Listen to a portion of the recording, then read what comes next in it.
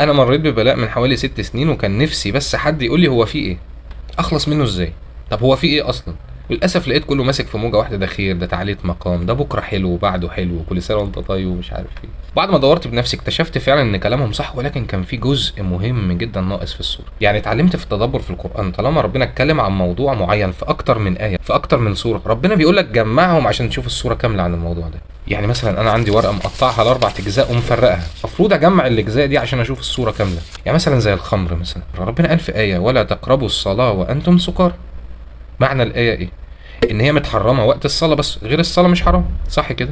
لو انت خدت بدي بس انت رحت في داهيه. لازم تجيب كل الايات اللي اتكلمت عن الخمر عشان تشوف الصوره كامله والصوره واضحه، تمام كده؟ وفي البلاء برضو، في اي موضوع عموما لازم تجيب كل الايات اللي اتكلمت عن البلاء والناس اللي ربنا ابتلاهم ليه، ابتلاهم ازاي، واترفع عنهم ازاي، وهكذا، عشان تشوف الصوره كامله. فبعد 6 سنين بلاء مره واحده كده قلت لا، في حاجه غلط، في حاجه مش مظبوطه. انا في مشكله، يقولوا لي بكره حلو، يا عم مش حلو. انا باخد الدين ليه من الناس دي؟ دي ناس اجتهدت، وانا ما بثقش غير في اجتهاد نفسي بس كده. وبعد ما دورت بنفسي، هنا المفاجاه بقى. زي اللي لقى كنز بالظبط، بقيت عايز اقول للدنيا كلها انا عرفت المشكله فين وعرفت الحل فين. انا عرفت الجزء اللي كان فاضل من الصوره. هما كانوا قايلين على 3 اجزاء بس كان في جزء مهم قوي انتوا نسيتوا تقولوا. 6 سنين، بكره حلو وبعده حلو وكل سنه وانت طيب ومش عارف ايه. مفيش اسبوع بعد ما طبقت الكلام ده ربنا فرجها. ف بس تحس ربنا هنا بيقول لك انا نزلت لك المنهج، انت اللي دورت بره، انت المفروض تدور بنفسك وتذاكر بنفسك. انت اللي كسلت وحبيت تسمع من هنا وتسمع من هنا وتسمع. لا لا لا، دور بنفسك.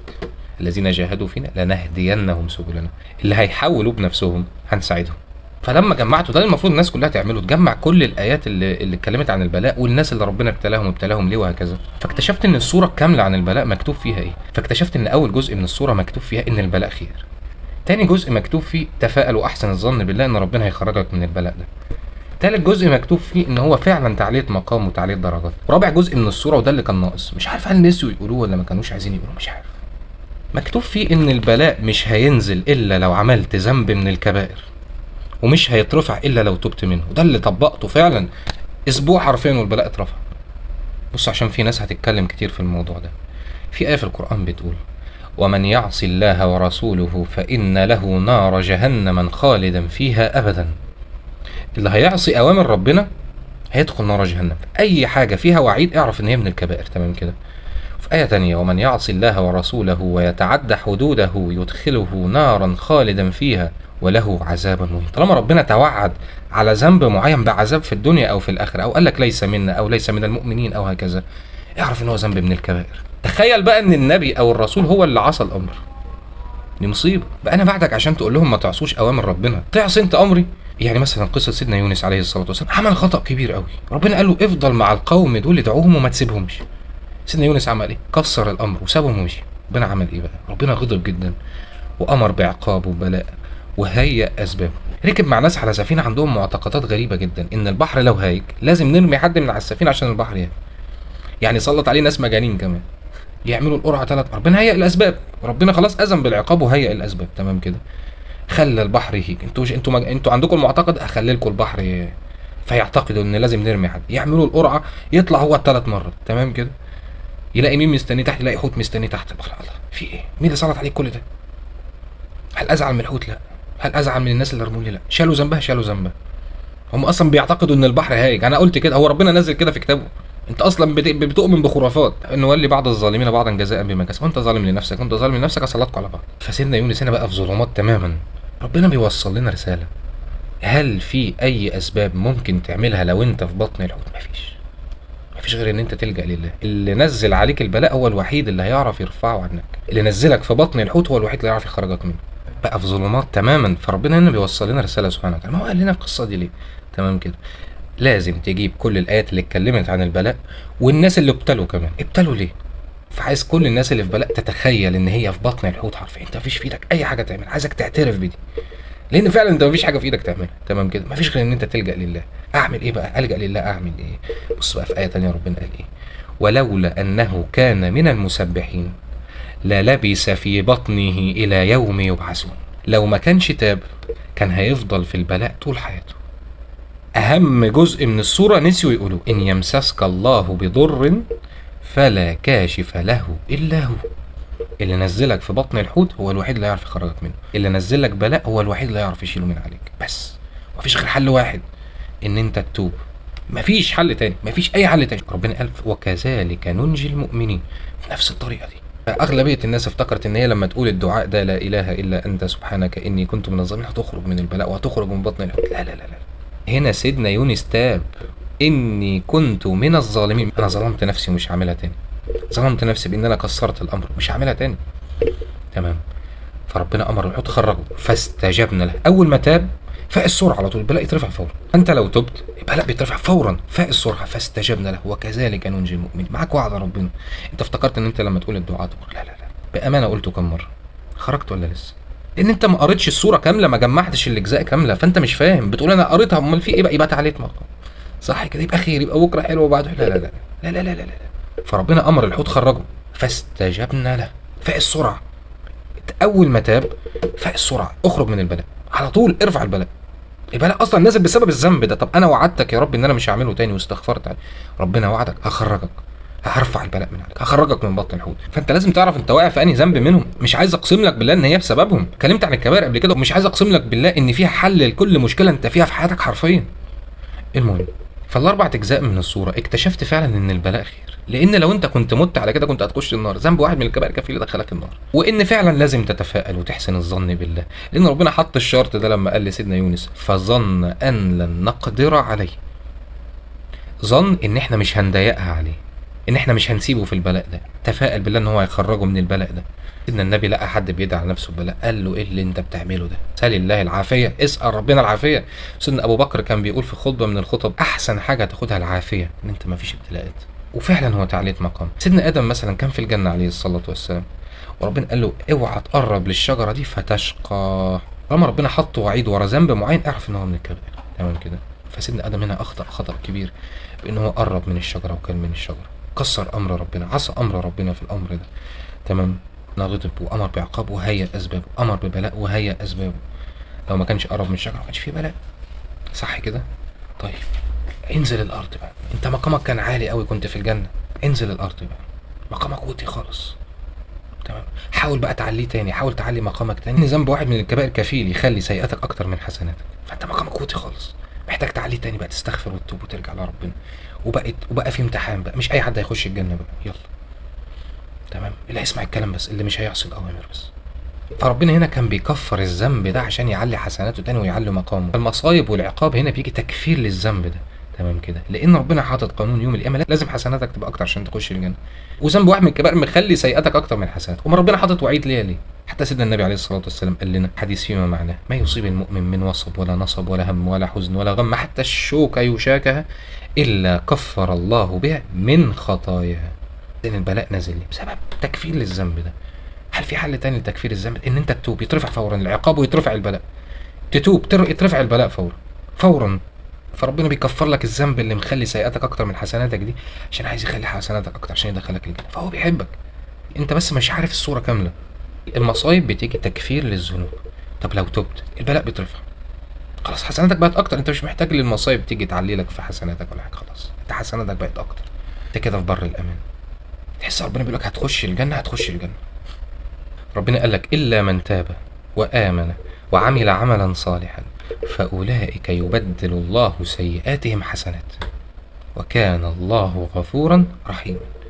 طالما تبت خلاص انا هخلي السيئات اللي كانت اكتر من حسناتك دي احولها لحسنات اصلا. مش محتاج للبلاء خلاص، مش محتاج حاجه تعلي مقامك اكتر من كده. انت خلاص مقامك بقى عالي. تمام كده.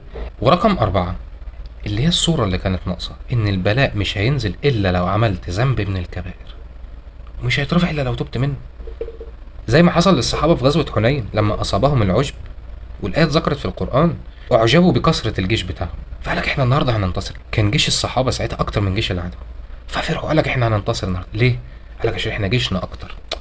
العجب، وربنا نهى عن العجب. العجب ده من الكبائر برضه. فربنا غضب وامر بعقابه وبلاء وهيأ اسباب خلاهم ينهزموا برغم كل العدد اللي كان معاهم. اترفع امتى البلاء ده؟ اول ما تابوا واستغفروا ربنا راح منزل ملائكه تحارب معاهم فانتصروا. البلاء ما نزلش الا لما عملوا حاجه غلط ربنا نهى عنها، ما اترفعش الا لما تاب واستغفر. يعني مثلا ولله المثل الاعلى، والدتك مثلا حاطه قوانين في البيت مثلا، لا يرمي زباله في الارض هحرمه من المصروف اسبوع، فانت رميت زباله في الارض فهي حرمتك من المصروف اسبوع، فانت زعلت أوي، مش مستحمل. تمام كده. فانت رحت لها انا اسف خلاص، قالت لك مش كفايه، اسف دي مش كفايه، اوعدني ان انت مش هتعملها تاني. هي دي التوبه، توعد ان انت مش هتعملها تاني. تمام كده. ومن رحمه ربنا ان هو خلاها الكبائر بس. والاستغفار هو الاعتذار، انا اسف، تمام، بس مش كفايه، لازم تتوب، لازم تقول، لازم توعد ربنا انك مش هتعملها تاني، وفعلا ما تعملهاش تاني. ربنا وعدك انك لو تبت وعدته ان انت مش هتعملها تاني، ولقى في قلبك فعلا ان انت صادق، لان هو مطلع على قلبك، فانت مش هتعرف تضحك عليه. تمام كده. هيرفع البلاء فورا، مش بس كده، ويمتعكم متاعا حسنا الى اجل مسمى. هيجيب لك بقى كل اللي انت نفسك فيه، كل اللي انت نفسك فيه لحد ما تموت. وما تستهونش بالصغائر برضه، في صغائر تجرك للكبائر وانت مش واخد بالك، هتوديك في داهيه برضه. فهنا انا بدات ادور على الكبائر بقى، ايه هي الكبائر دي بقى، ما انا لازم عشان اتجنبها لازم اعرف ايه هي الاول، صح كده. بدات ادور تاني عند الناس برضه، وفضلت ماشي بالكلام اللي هم قالوه، ولكن وقت ما جيت انا ادور بنفسي اكتشفت ان هم ضايفين حاجات من عندهم وهي مش كبائر، واكتشفت ان في ناس شايله حاجات من الكبائر وهي كبائر. دي خليها قاعده عندك كده، لازم ادور بنفسي. وبعدها على طول ربنا وراني رؤيه سبحانه وتعالى بياكد لي كلامي. شفت ان في حد عمال بيعد لي ذنوب معينه وبيوري لي شكل العذاب اللي انا فيه، قال عدد معين في الرؤيه كده، اللي شايف الذنوب دي هي دي سبب عذابك كده اهو، وراح مزود العذاب في الرؤيه، بيقول لي شوف احنا لو كنا زودنا العذاب انت كنت هتموت، واحنا مش عايزينك تموت. فقعدت ادور في الكبائر، هل انا واقع في حاجه منهم فعلا؟ قعدت ادور لقيت فعلا ان انا واقع في حاجات من الكبائر وما كنتش واخد بالي، طلع نفس العدد اللي شفته في الرؤيه. قعدت ماسك ذنب فيهم، بقعد استغفر ربنا، مش هعمله تاني خلاص انا اسف، اوعدك مش هعمله تاني. تمام كده. وعد ربنا في القران بيقول لك بسرعه اول ما هتتوب وهتوعدني وهتستغفر هيترفع البلاء وهتتحل المشكله وهيجي لك الفرج. ما شكتش لحظه في وعد ربنا، اكيد انا لسه بعمل حاجه كده اهو. قعدت ادور اكتر، لقيت ان انا واقع في حاجه من الشرك الاصغر. الناس كلها عماله بتقول رياء وتشاؤم، هو مش رياء وتشاؤم بس، انا اصلا ضايفهم من الكبائر، فعرفت ان هم مش رياء وتشاؤم بس. تدور بنفسي برضه مش عارف، لقيتهم 11، قلت لقيتني واقع في كام واحده منهم برضه. اول ما وقفتها الفرج، مش عايز اقسم لك بالله، اول ما وقفتها الفرج. تمام كده بفضل الله. فانا عندي كلمتين لاي حد في بلاء، صدقني بسبب الكبائر انا مش عايز منك حاجه، انا كان نفسي اسمع الكلام ده من زمان، انا كان نفسي حد يقول لي الكلام ده. وفي ناس قالت لي انا ما بعملش حاجه بس في بلاء. فانت نقطه الاختلاف هنا، انا مش عارف انا بعمل ايه من الذنوب، انا مش عارف انا بعمل ايه من انا شايف ان انا ما بعملش حاجه، ما انا كنت شايف كده برضه. تمام كده.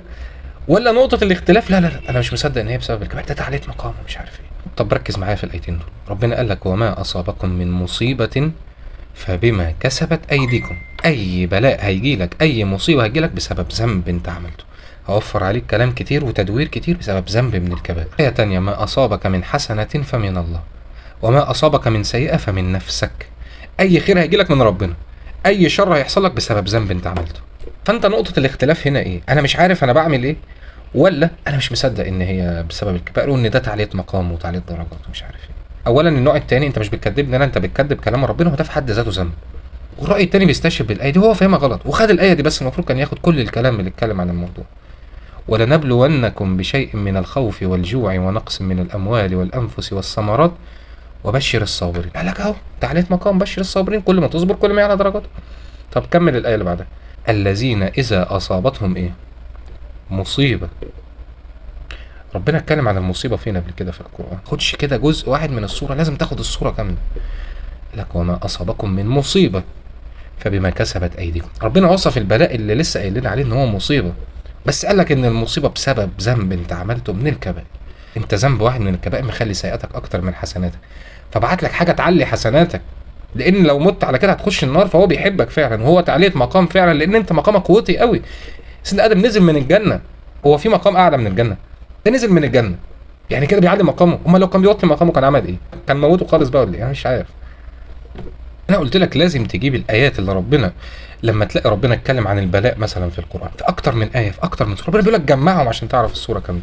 زي الخمر بالظبط، ربنا بيقول وما كان الله معذبهم وهم يستغفرون. ده كان بيتكلم عن الصحابه، ما خلينا في المهم. بيقول لك مش هيتعذبوا لو بيستغفروا. اذا العذاب بينزل على مين؟ انت بتستغفر من ايه؟ من ذنوب. اذا العذاب بينزل على ايه؟ على الذنوب، بسبب الذنوب. لو استغفرت العذاب ما بينزلش عليك. بس هل الاستغفار كفايه؟ لا. لما جمعنا الايات كلها لازم توبه، لازم توعد ربنا ان انت مش هتعملها تاني. العذاب ما بينزلش على المستغفر الا لو بيعمل كبائر، زي ما فهمنا من بقيه الصوره. لان في ايات تانية اشترطت ان انت تتوب من الكبائر وتوقفها وتوعد ربنا ان انت مش هتعملها تاني. وربنا وعد اللي وقع في الكبائر وان استغفروا ربكم ثم توبوا اليه. قول لي انا اسف مش هعملها تاني، قول لي انا اسف ووعدني ان انت مش هتعملها تاني. ايه بقى؟ وفعلا في نيتك تبقى صادق، لان هو عارف في نيتك. لو انت بتكذب انت حر، انت ممكن البلاء يزيد. تمام كده. كذب على الله من الكبائر. تمام. ثم توبوا اليه يمتعكم متاعا حسنا الى اجل مسمى. هل هنا بيتكلم عن الدنيا ولا الاخره؟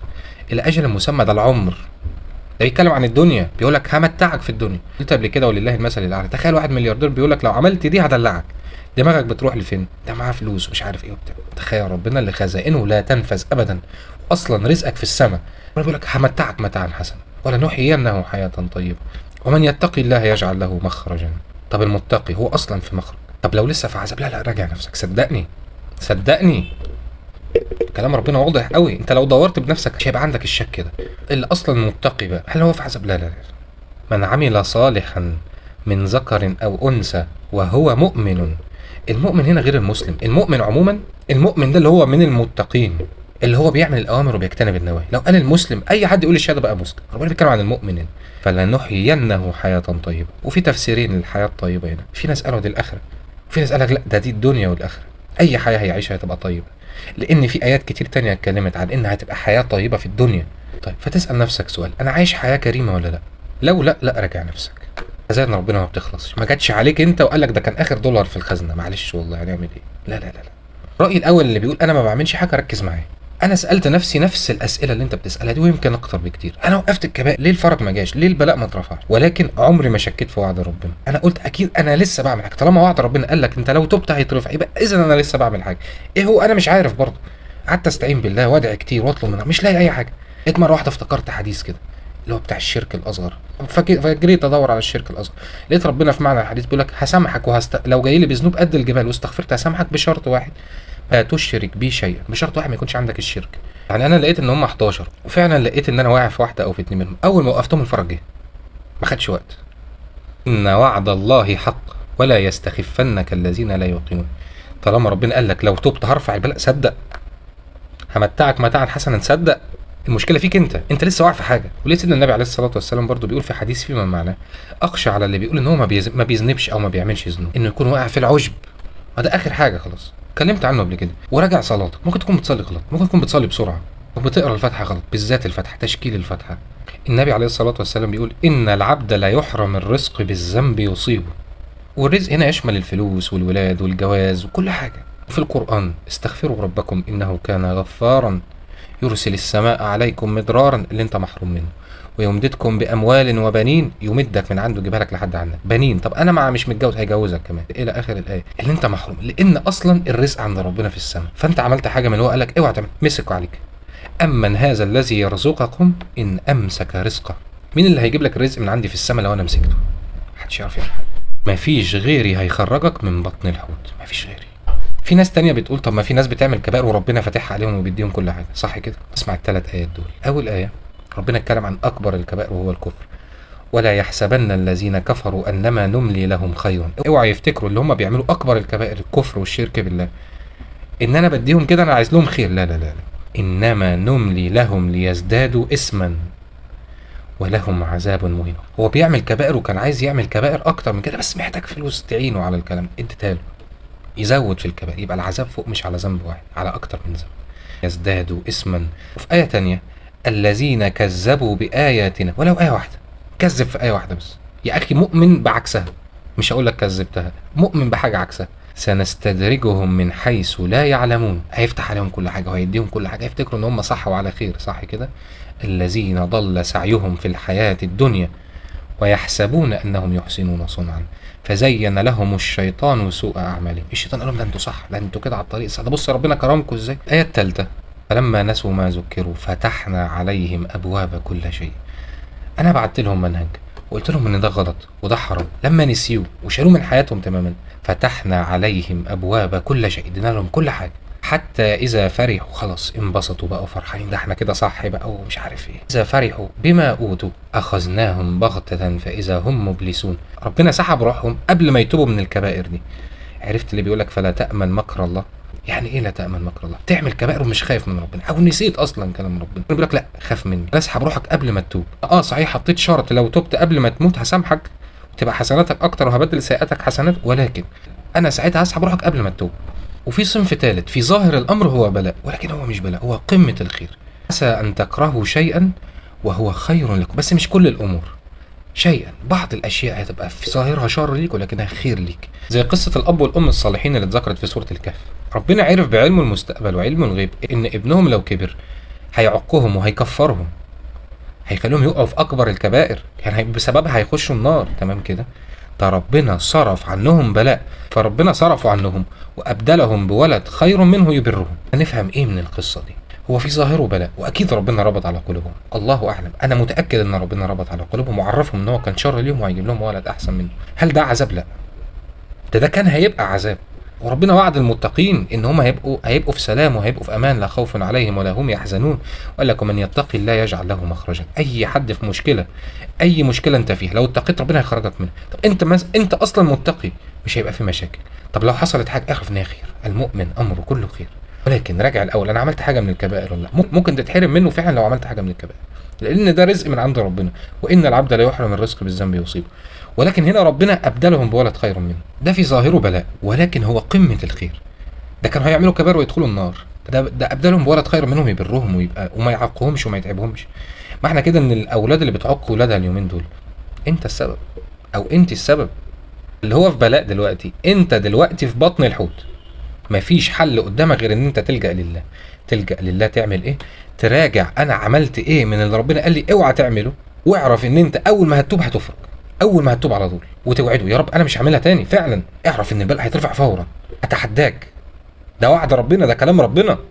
والناس اللي هي بتدعي بالصبر، خد بالك هتصبر على ايه؟ طيب هيبعت لك بلاء عشان تصبر عليه؟ لا ما تدعيش بالصبر، ادعي بالصبر ماشي. لو جه البلاء ربنا يحبك اصلا لما تبقى في بلاء تحسن الظن بالله، ده اكيد خير، ده تكفير للذنوب، تتفائل ان هو هيرفع البلاء عنك زي ما سيدنا يونس احسن الظن بالله. ثالث نقطه، اعرف ان انت اول ما هتتوب واول ما هتوقف البلاء هيترفع، مش محتاج وخلاص، انت ذنوبك هتبقى اعلى.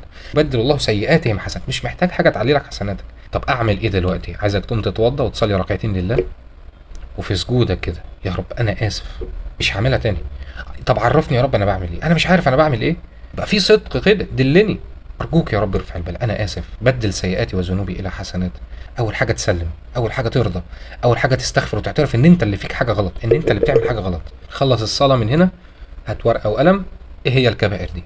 هي هتاخد منك وقت كبير. طيب ممكن مؤقتا نشوف عند هنا وعند هنا وعند هنا، انا هسيبها لك في اخر الفيديو، نشوف هنا وهنا وهنا ونطبق نمشي بيها لحد ما ندور احنا بنفسنا. ولازم تثق، وعايزك تثق انت في اجتهاد نفسك، لازم انت تدور بنفسك، ده منهج ربنا، ده قرآن ربنا، زي اللي في مدرسه وفي ماده لازم انت وكل واحد واخد نفس الكتاب، لازم انت تذاكر في الكتاب بنفسك وتعمل ملخصات بنفسك. ولكن عشان ده هياخد منك وقت، وان شاء الله في فيديو تدبر القرآن ان شاء الله هقول لك على طريقه بسيطه قوي وسهل قوي هتوفر عليك شهور كتير قوي من التدوير في القرآن. جيب ورقه وقلم، هي دي الكبائر، طيب اراجع انا واقع في ايه منهم، كذا وكذا وكذا، علم صحتهم في ورقه لوحدهم بقى، كل ذنب فيهم تقعد تستغفر عليه. تبت الى الله، خلاص تبت يا رب، اوعدك يا رب مش هعمله تاني، استغفرك واتوب اليك، ارجوك سامحني، وهكذا. تبنا الى الله ورجعنا الى الله وندمنا على ما فعلنا وعزمنا على عدم الرجوع اليه، بصدق كده هيترفع. لسه ما اترفعش، دور تاني، لسه في حاجه. عارف ان ربنا بينقيك عشان يبقى يوم القيامه تدخل في الجنه، هتعيش هناك على طول. بقول لك الدنيا هنا بحلاوتها كلها، اقل درجه في الجنه اضعاف كتير قوي من الدنيا. وربنا بيقول لك انا عايزك خالد في الجنه، مش عايزك خالد في النار. انت مؤمن بالله، عارف مين هو ربنا وعارف سيدنا النبي، عيب اللي انت بتعمله ده. هتموت على كده، خد بالك في نار، انا حاطط قوانين وانا بساعدك. ما تقوليش ليه كده يا رب، انت لما تيجي يوم القيامه تقف كده مذلول كده، هتعرف ساعتها هو كان بيعمل كده ليه. ما تقولوش ليه كده يا رب، قول الحمد لله، سلم. في طلب تاني انا عايزه منك، 4 فيديوهات لو ما شفتهمش عايزك تدخل تشوفهم بالترتيب ده كده. اول حاجه فيديو الاستغفار، بعد كده فيديو الكبائر، بعد كده فيديو الشرك الاصغر، بعد كده فيديو العشب. شوف ال4 دول ورا بعض كده بالترتيب ده، تلزم الاستغفار وتتقي الله، واعرف ان ربنا هيخرجك بسرعه، اوعدك. وما تقوليش انا ما بعملش حاجه تاني، لا لا لا، انت بتعمل حاجه.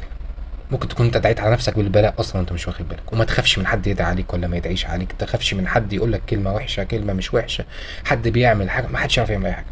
انا دورت بنفسي وشفت بقى، ما حدش يعرف يعمل اي حاجه. تمام كده، كله باذن الله. لازم ربنا يأذن، وربنا مش هيأذن عليك بضر الا لو عملت حاجه من الكبائر. شيل الدنيا كلها من دماغك، ما حدش هيعرف يعمل عليك اي حاجه. اخرهم كلام سلبي، اخرهم عدى مرحله الكلام، لا راجع نفسك. إن وعد الله حق ولا يستخفنك الذين لا يوقنون. صدق في وعد ربنا وما تخليش الناس اللي مش واثقة في كلام ربنا يضحكوا عليك. والشيطان هيحاول معاك قبل الفرج بخطوات، بحاجة بسيطة قوي. وراهنك ان الشيطان هيحاول معاك من اقرب الناس ليك، هيحاول يبعدك عن الكلام ده باي طريقة، وهيحاول يبعدك عن الاستغفار باي طريقة. خد بالك، اقرب الناس ليك. خليك واثق في ربنا وفي وعد ربنا، واعرف ان انت حاليا في بطن الحوت، والحل الوحيد عشان تخرج من بطن الحوت ان انت تلجأ لله. تلجأ لله بان انت تستغفره على اللي انت عملته، وتوعده ان انت مش هتعملها تاني.